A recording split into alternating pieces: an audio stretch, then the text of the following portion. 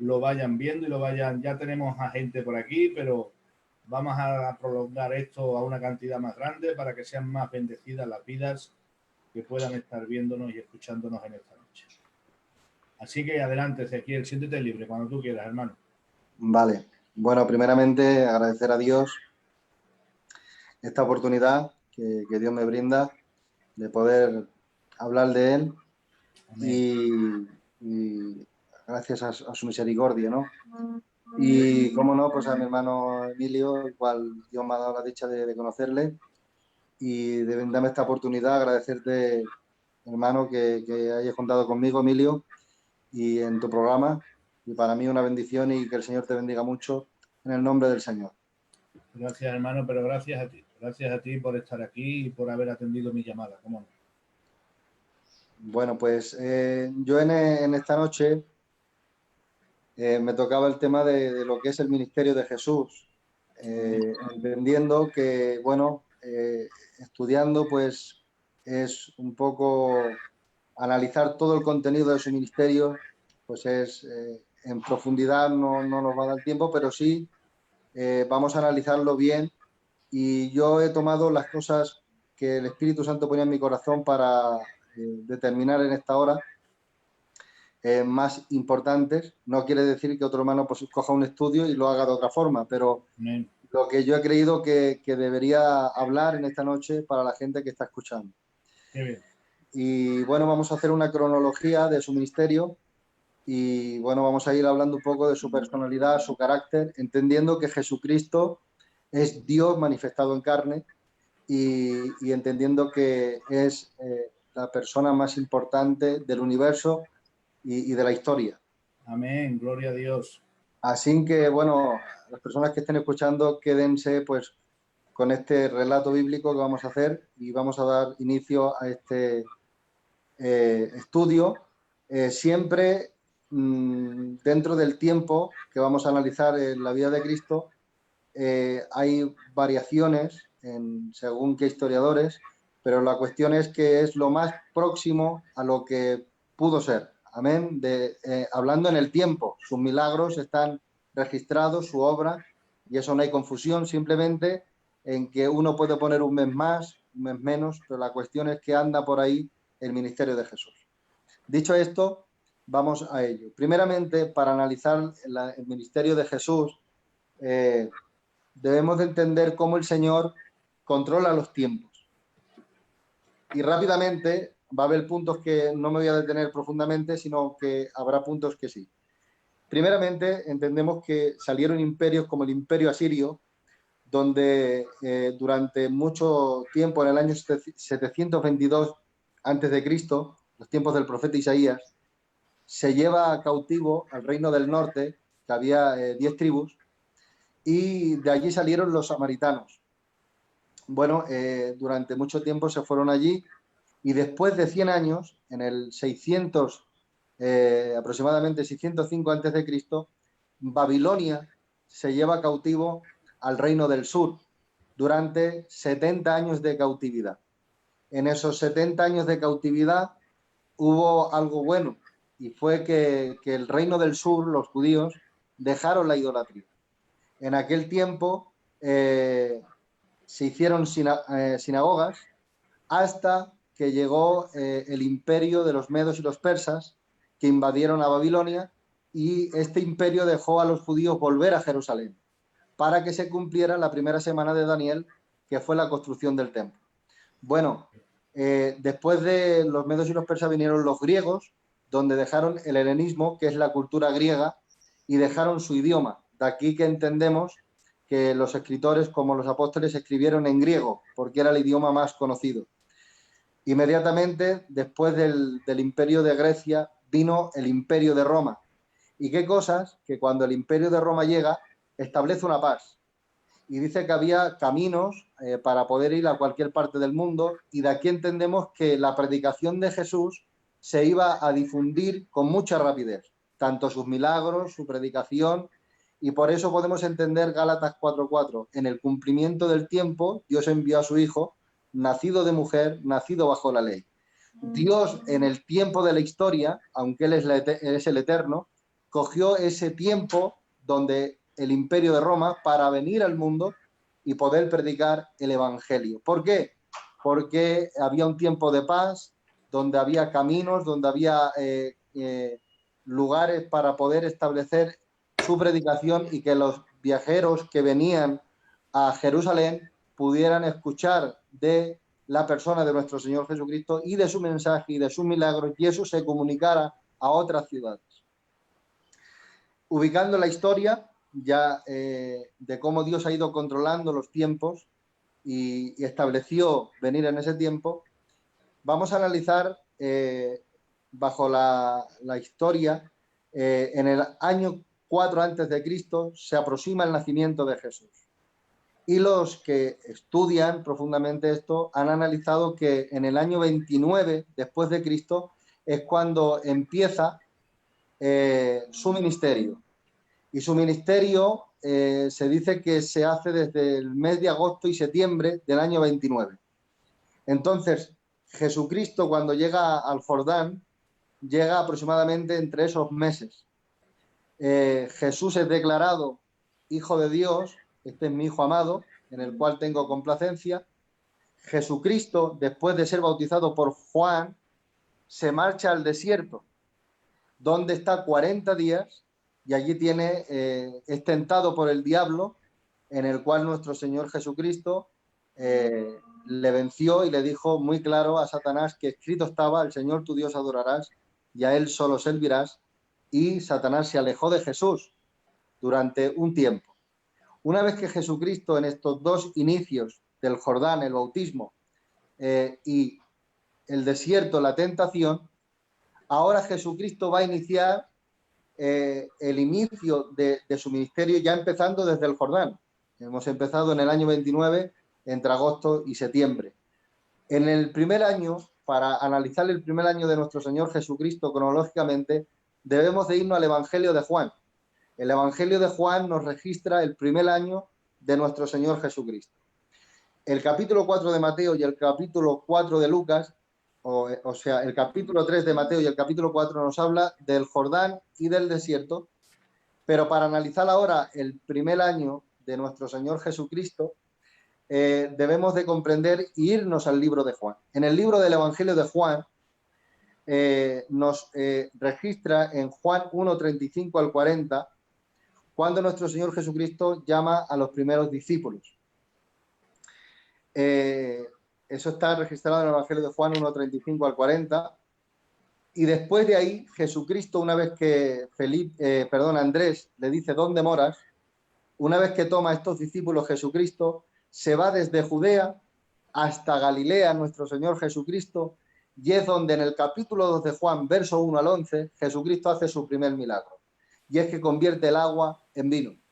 Estando Jesucristo en Canaán, en Galilea, convierte el agua en vino, y es Juan capítulo 2, verso 1 al 11, y en el verso 12 dice que se va con su madre y sus hermanos a Capernaum no muchos días. Después del verso 12, en el verso 13 del capítulo 2 del Evangelio de Juan, Jesucristo dice que regresa a Jerusalén para celebrar la primera Pascua.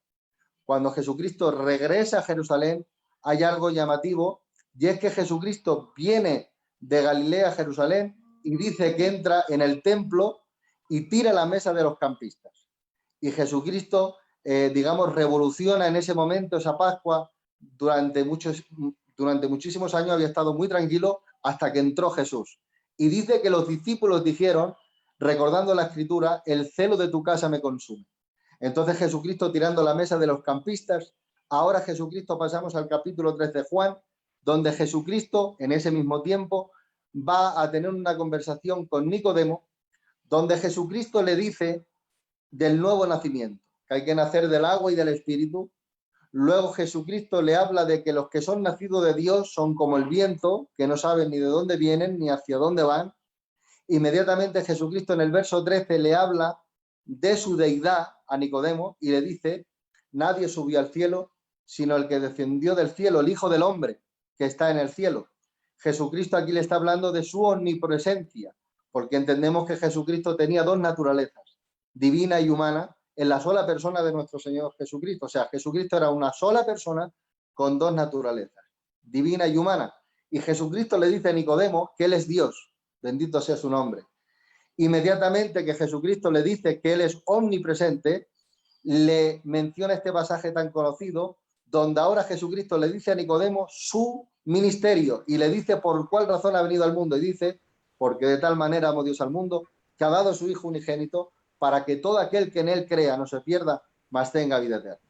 Ahora, comprendiendo esto, hermano Emilio, debemos de entender algo importante, y es que en esta conversación de Jesucristo con Nicodemo, en el capítulo 4 de Juan, verso 3, termina el primer año de Jesús. Entonces, para resumir en este primer asunto, el primer año del ministerio de Jesús, quiere decir los primeros 12 meses, se transcurren en esta forma. Jesús es declarado Hijo de Dios. Jesucristo es bautizado por Juan el Bautista. Jesucristo es tentado por el diablo en el desierto y le vence a Jesús. Jesucristo forma los primeros discípulos. Jesucristo hace su primer milagro en Canaán, convirtiendo el agua en vino. Jesucristo pasa unos días en Capernaum y regresa para celebrar la Pascua. En el regreso, tira la mesa de los campistas, declarando que no aprobaba lo que se hacía en el templo.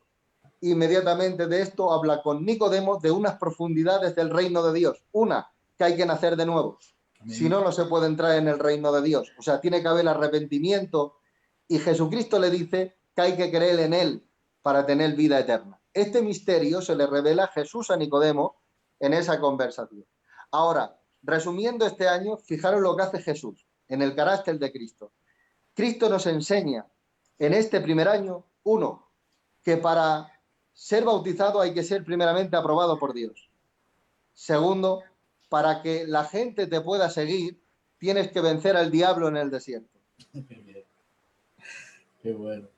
Para tener poder para cambiar las cosas, has tenido que vencer al diablo también. Entonces puedes convertir el agua en vino. Y cuando Jesucristo regresa, tiene toda la autoridad, aunque la tiene por propia naturaleza, de tirar la mesa de los campistas. ¿Por qué? Porque tiene autoridad sobre el diablo. Entonces, todas las personas que tienen poder contra el diablo, Jesucristo nos enseña en este primer año que la gente te va a seguir, porque va a haber un testimonio vivo. Para pasarte por las aguas tienes que ser aprobado por Dios. Y estas son las enseñanzas que Jesucristo nos da en este primer año de su ministerio. Y que Él revela a Nicodemo que las personas que tienen confusión como Nicodemo, que no saben si seguir a Jesús, que miles de religiones en el mundo, Jesucristo le deja claro a Nicodemo que Él es el omnipresente y que solamente creyendo en su nombre podemos tener vida eterna. Entonces, este primer año se resume en hasta el capítulo 4, verso 3 de Juan, desde el capítulo 1, verso 35 de Juan. Quiere decir, desde el capítulo 4 de Mateo, capítulo 3 de Mateo, verso 13, hasta el capítulo 4, verso 13 de Juan, acontece un año. Amén. Si luego, como esto se va a grabar, pues los hermanos pueden apuntarlo.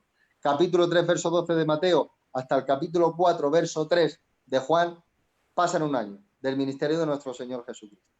Una vez que el Señor establece este primer año, Jesús decide de nuevo de Judá, porque había un conflicto, porque los fariseos decían y la gente decía que quién bautizaba más, Juan o Jesús. Viendo Jesucristo que esto no iba a traer nada bueno, Jesucristo decide de nuevo volver a Galilea.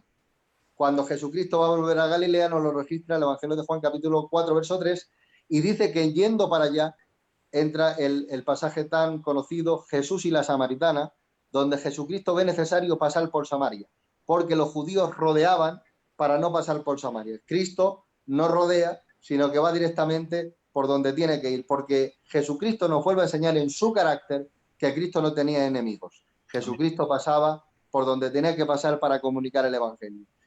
Como enseñanza voy aplicando cosas porque tenemos que entender su carácter al mismo tiempo que vamos analizando la cronología de Jesús. Como sabéis, Jesucristo le dice a la samaritana, una mujer con una reputación no buena, le dice que si conociese el don de Dios y quién le está pidiendo de beber, ella le pediría a él y él le daría agua que salta para vida eterna. Solamente Jesús nos ofrece la vida eterna. Y Cristo se lo vuelve a decir a Nicodemo y se lo dice a la samaritana, haciendo hincapié en quién es él. Jesucristo, si algo predicó, es que era Dios. Si algo dejó claro Jesús en la tierra, es que Él era Dios, manifestado en carne, también 100% hombre. Entonces, Jesucristo traza con la samaritana se convierte, y cuando Jesucristo llega a Galilea, Cristo llega a Galilea, y cuando Cristo llega a Galilea, dice en el verso 35 del Evangelio de Juan, capítulo 4, verso 35, que faltaban 4 meses para la siega. Ahora, cuando Cristo llega a Galilea, tenemos que irnos al libro de Lucas, capítulo 4, verso 16, y Jesucristo lo primero que hace en Galilea es llegar a Nazaret y entrar en la sinagoga. Y cuando Jesucristo entra en la sinagoga, dice ese pasaje, el Espíritu del Señor está sobre mí, por cuanto me ha ungido. Y vuelve a decir Jesús su misión: liberar, sanar. Ese era el ministerio de nuestro Señor Jesucristo. Liberar al cautivo, liberar a los endemoniados, sanar a los enfermos y predicar el Evangelio. Los de Nazaret, que era de allí donde se había criado Jesús, le echan de la sinagoga y Jesús se va entre ellos. Ahora, en este primer principio del ministerio de Jesús en Galilea, determinamos, lo voy a dividir en 3 partes, para que los hermanos que me escuchen sepan dividirlo. Pasan 4 meses en este tiempo en Galilea, y es el capítulo 1, verso 14 de Marcos, donde dice que Juan ya estaba encarcelado, hasta Marcos capítulo 3, verso 19, o Lucas capítulo 4, hasta Lucas capítulo 9. Cronológicamente, mirando y analizándolo, se desarrollan unos 4 meses desde que Cristo dijo en Juan 4:35 que faltaba poco para la siega. En este suceso, de estos primeros 4 meses, Jesucristo llama a Leví, recoge las espigas.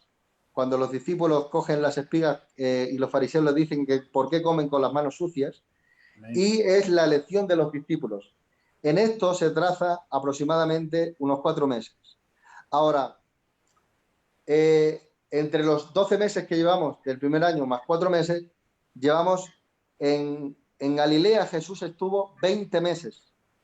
Quiere decir que Cristo estuvo el primer año entre Judea, Galilea y Judea, y en los otros próximos 20 meses, o sea, los próximos 1 año y 8 meses, estaría en Galilea nuestro Señor Jesucristo. Quiere decir que todo el ministerio de Jesús estuvo en Galilea, entre Canaán, Capernaum, Nazaret, Gadara, en la región de Decápolis, que eran 10, Sidón y Tirón. Entonces, más bien el ministerio de Jesús estuvo encerrado en Galilea. ¿Por qué? Porque en Galilea le recibían al principio. En Galilea las multitudes salían, dicen, que le buscaban a Jesús, multitudes de personas, y Jesús liberaba, dice en el libro de Marcos. Entonces, en los primeros 4 meses llama a Leví, recoge las espigas a los discípulos y la elección de los discípulos. Luego, en el periodo medio, o en el tiempo medio, Jesucristo estuvo aproximadamente 10 meses. Jesucristo hizo muchas cosas. Entonces, de las que yo resalto, y vamos a matizar aquí, Jesucristo hizo 3 cosas, en que si los hermanos lo estudian van a ver que hizo más cosas, pero yo resalto 3. Primero, calma la tempestad, libera al gadareno y da el alimento a las 5.000 personas. Si estas 3 palabras las unimos, Jesucristo calma, Jesucristo libera y Jesucristo alimenta. Jesucristo nos habla en su ministerio que Cristo tiene y sigue haciendo esta obra. Cristo es el que calma las tempestades, Cristo es el que libera y sigue liberando y echando fuera a los demonios, porque ese poder no lo tiene ningún hombre, sino solamente en el nombre de Jesucristo. Y Jesucristo es el que tiene el poder de sustentarnos económicamente, literalmente, y también espiritualmente. Ahora, Jesucristo, a través de estos milagros, si lo aplicamos a su persona, Jesucristo nos enseña que cuando Él calma la tempestad está hablando de su deidad y del poder que tiene ante el mar y ante el viento. Jesucristo, cuando llega a Gadara, dice que los demonios se arrodillan y le dicen: sabemos quién eres el santo de Dios. Amén. Entonces, Cristo alimenta a los 5.000 personas enseñándonos el poder de su deidad, que aunque los hombres vieran a un hombre y aunque los demonios vieron a un hombre en Gadara, dieron a entender que aunque le vieron en forma humana, sabían que era el Rey de Reyes, el gran yo soy. O sea, Jesucristo nos está enseñando que en este tiempo de estos 10 meses, Jesús tuvo una preocupación. Y quiero dar esta enseñanza a los hermanos que me escuchan. ¿Cómo puede ser que Jesucristo pudiendo siempre estar rodeado de multitudes, toma la decisión con sus discípulos de ir de noche a Gadara, a un cementerio donde hay un hombre solo que está endemoniado. Jesús toma el tiempo necesario para recorrer y levantarse una tempestad, y aunque se levanta la tempestad, los discípulos podían pensar, bueno, esta tempestad se ha levantado porque nos esperarán 10.000 personas. ¿Qué va? A veces se levantan tempestades solamente por una persona, porque a veces creemos que cuando hay muchos obstáculos es porque va a venir 10.000 personas a escucharme a predicar. ¿Qué va? Jesucristo se levantó una tormenta muy grande y era porque iba por una persona que estaba con una legión de demonios. Pero las tácticas de Jesús son preciosas. Jesús liberó a un solo hombre para convertir a 10 regiones enteras. Ese es el trabajo de Jesús. A veces Jesús nos da esta enseñanza. Predicamos a una sola persona, pero esa persona es una cadena que va a convertir a 10.000. Es verdad que yo convertí a una, pero a esa persona que yo convertí a través de la palabra, esa persona Dios la va a levantar para convertir a 10.000. Eso hizo Jesús. Levantó un hombre en Gadara, pero ese hombre revolucionó toda la región de Decápolis. Esta enseñanza nos debe comprender en el ministerio de nuestro Señor Jesucristo. En estas fechas pasaron 10 meses, más 4 son 14. Entonces Jesús ya llevaba 14 meses en la región de Galilea. Vuelvo a repetir, hermanos, yo sé que muchos estáis pensando, Jesús hizo más, hizo mucho más. Y tengo aquí cronológicamente todos sus milagros, pero necesitaríamos 2 programas o 3 para analizar todo el ministerio de Jesús. Pero espero que esto le esté siendo de bendición, mirando su carácter y su gloria.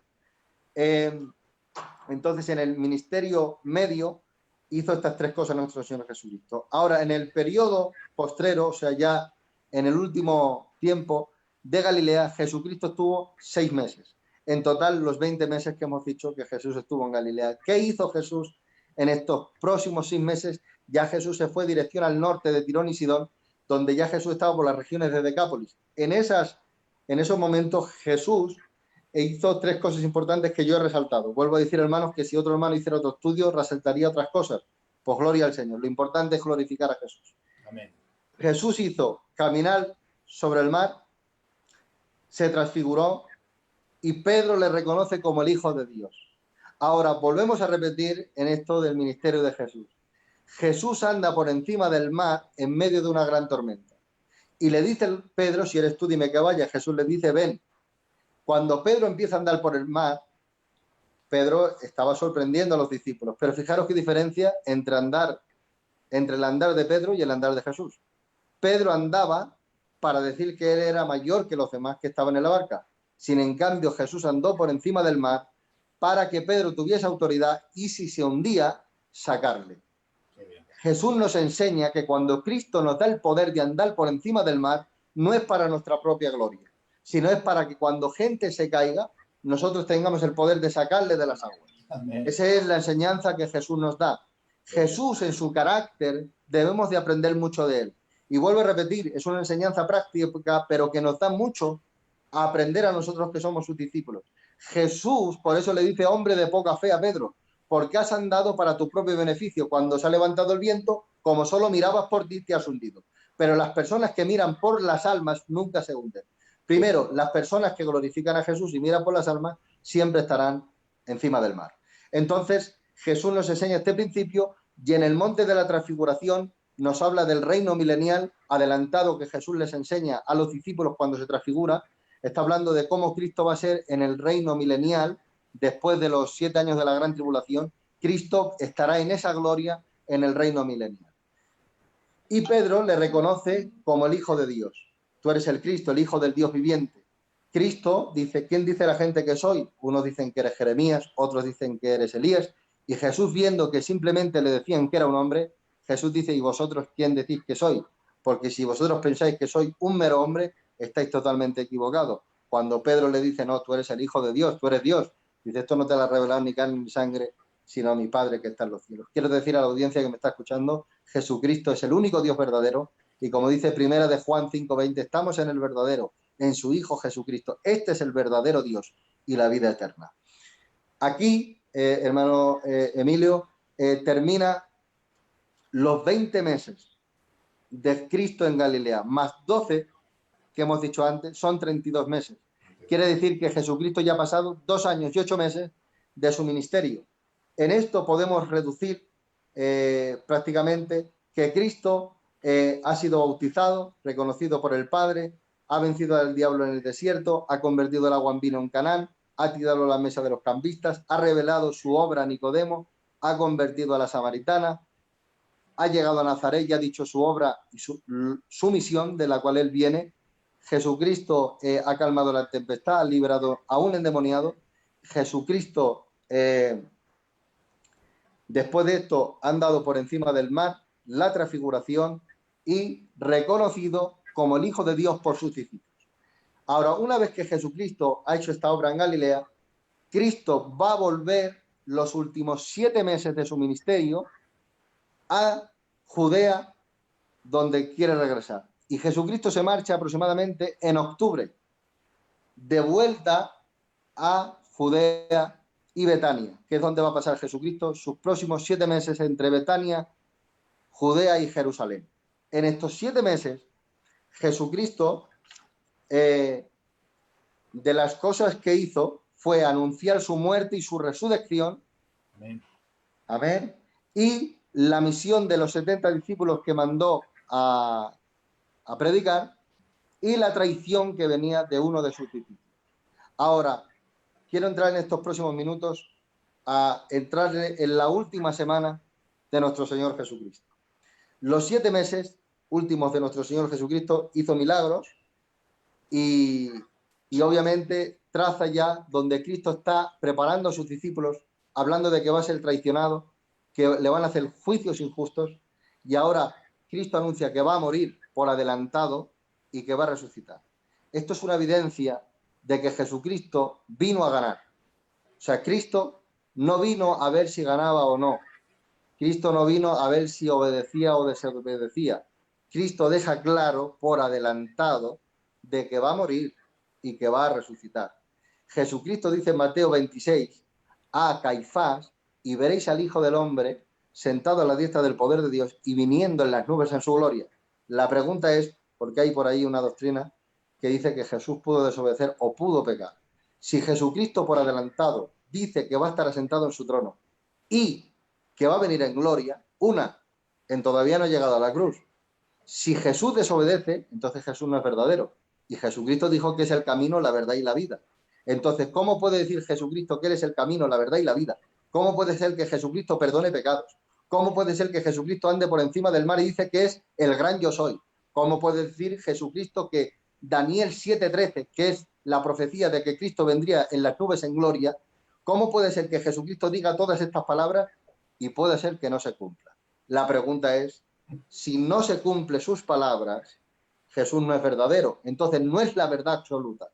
Y si Jesús no cumple lo profetizado en Génesis 3:15, que pisaría la cabeza a la serpiente, entonces toda la palabra de Dios puede tener a lo mejor dudas. Entonces el rapto a lo mejor no es verdad, a lo mejor la resurrección de entre los muertos no es verdad. Y dijo Jesucristo antes de morir: los muertos oirán mi voz, Juan 5:29, oirán la voz del Hijo del Hombre. Jesucristo está diciendo que Él venía a pisar la cabeza al diablo, Él venía a ganar, bendito sea su nombre. Amén. Bueno, amén, lo quiero dejar claro, porque Dios es inmutable y su santidad no se puede medir porque es eterna.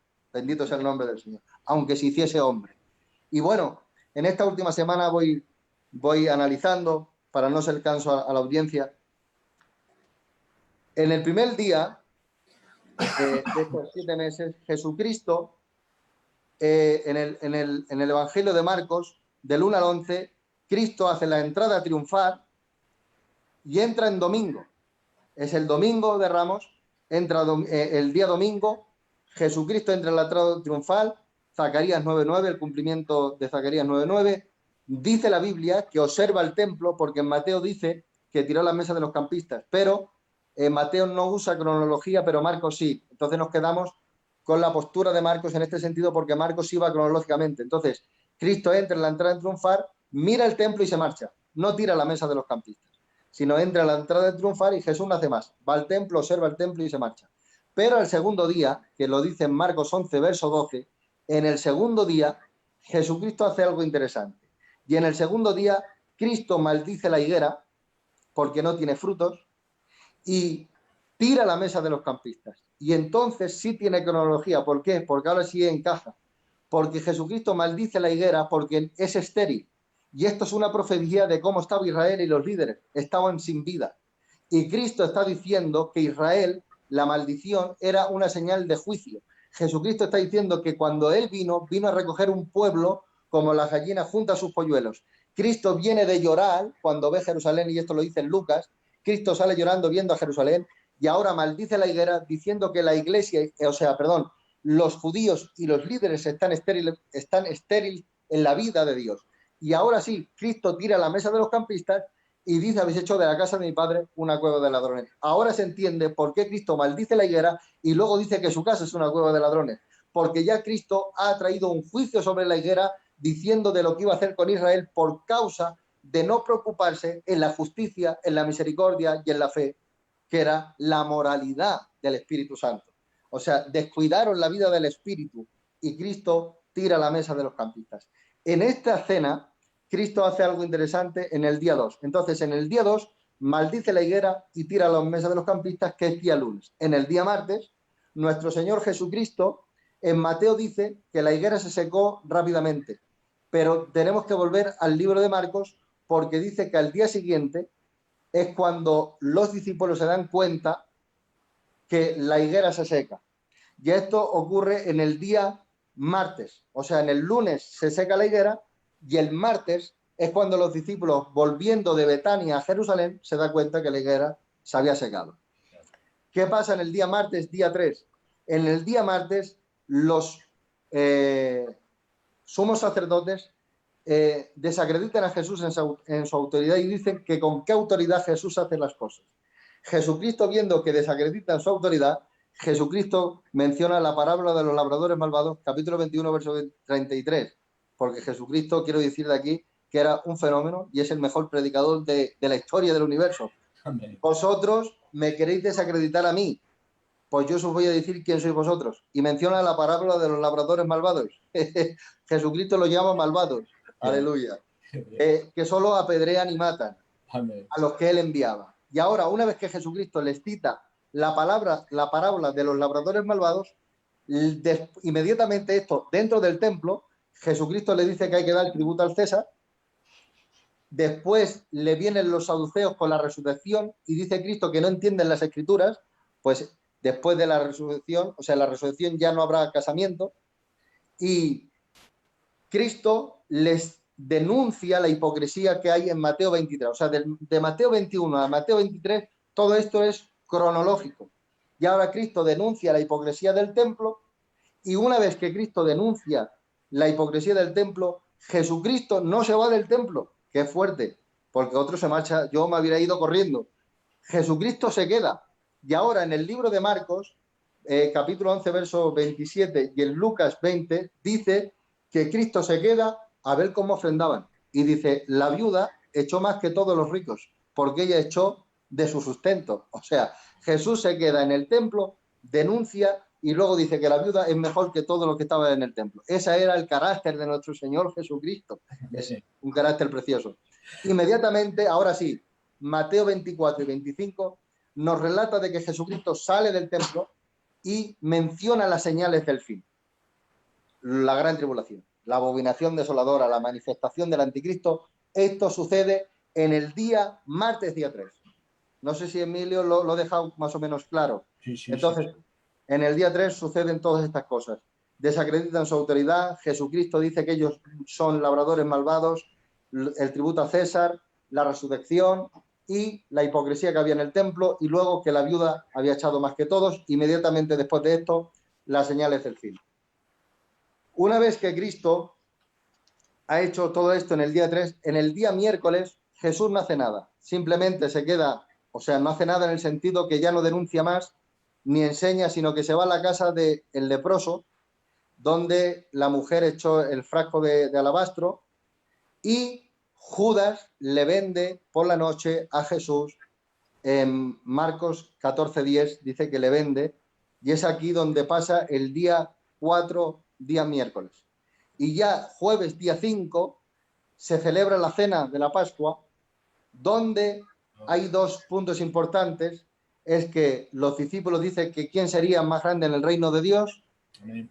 Pedro dice, no me laves los pies porque yo soy muy limpio. Y Jesús le dice, Pedro, tú necesitas lavarte y el que se quiera hacer grande se haga siervo. Y dice que Cristo se arrodilla y lava los pies a los discípulos en enseñanza a sus discípulos de que solo querían el reino, se querían limpios, pero no se daban cuenta ninguno que había un traidor en la mesa. Cuando el pueblo se olvida de eso, a veces los traidores comen en la mesa. Y Jesucristo nos enseña que los que sirven son los que tienen la visión. Bendito sea el nombre de Jesús. Y siendo él el más grande, se puso a lavar los pies a los discípulos. Inmediatamente después de esto, se canta un himno. Jesús dice que Pedro le va a traicionar, ora en el Getsemani, en Lucas registra que un ángel le fortalece, y ahora, después de esto, Jesús es llevado a Anás, de Anás a Caifás, de Caifás a Pilatos, de Pilatos a Herodes, de Herodes a Pilatos. Le dice que le crucifiquen todo el pueblo, sóltanos a Barrabás. Esto ya es día viernes. Y en el día viernes a las 3 de la tarde, Jesucristo muere en la cruz del Calvario, se tira 3 horas del día viernes en el sepulcro, todo el sábado, y resucita a primera hora de la mañana del domingo de entre los muertos. Como la crucifixión y la resurrección la va a traer nuestro hermano y siervo del Señor Luis de Logroño, que Dios le bendiga, pues quiero relatar que aquí se cumple el ministerio o el fin del ministerio de Jesús en la tierra. Así que espero haber sido de bendición. Esto es lo que puedo explicaros. Había podido entrar más profundo en muchas cosas, Sí. pero lo que Cristo nos enseña es que es un Dios de milagros, un Dios de carácter, un Dios de amor y de misericordia, y que en su nombre hay salvación. Que Dios os bendiga, y esto es lo que os puedo compartir de parte del Señor. Amén. Gloria a Dios, hermano Ezequiel. De verdad que ha estado precioso. Amén. Como bien dices, quizás hubiese visto un poquito más de explicación o a rematar algunos puntos más, pero entendible 100% y de bendición. Yo solamente una preguntita, ¿vale? Que me ha quedado a mí ahí una cosita que has comentado. Comentabas al principio, en el primer año, que fue tentado. Sí. A continuación, fue bautizado. No, primeramente se bautiza. Sí. Luego marcha al desierto. Vale. Y después de los 40 días vuelve a Judea y levanta y ya tienen los discípulos, que es en Juan 1.35, que es Andrés, que le quiere seguir, le siguen, que eran discípulos de Juan el Bautista, pero ya quieren irse con Jesús. Pero hay algo que me ha quedado ahí en el aire que no lo he entendido muy bien. Me Dime. dices que para bautizarlo, para ser bautizado tenía que haber sido probado por el Padre. Claro, primeramente el Padre, en Mateo dice que saliendo del agua vino el Espíritu Santo sobre él. El Espíritu sobre y es señalado como el Hijo de Dios. Este es mi Hijo amado, en el cual tengo complacencia. Es aprobado por el cielo. Vale. Y bueno, aplicando esto al Evangelio de hoy, debemos de entender que la persona que quiera pasarse por las aguas, primeramente tiene que estar aprobado por el Rey de Reyes. Amén. Amén. Gloria a Dios. Pues bueno, amigo mío, sé que tienes una reunión de obreros ahí en Madrid y no te quiero entretener más. Muchísimas gracias por haber atendido mi petición, por estar aquí, por ilustrarnos como nos has ilustrado a través de la palabra del Señor. Y nada, decirte que ya mismo otro día con más tranquilidad. Claro que sí. Deseo, me tienes. Deseo que estés por aquí conmigo y bendecir a la audiencia de Extremadura a través de lo que tú tengas en tu corazón, una predicación, en tu corazón un estudio, lo que tú quieras. Amén. Vale. Cuando tú quieras, aquí me tienes. Yo lo sé, amigo mío, yo lo sé. Gracias por todo y que Dios te bendiga mucho. Igualmente. No te entretengo más. Pues nada, a ustedes, querida audiencia que nos están escuchando, pues decirles que nada, que mañana seguimos exponiendo la cristología, amén. Estará con nosotros nuestro hermano Luis de Logroño exponiéndonos la crucifixión y la encarnación de Cristo.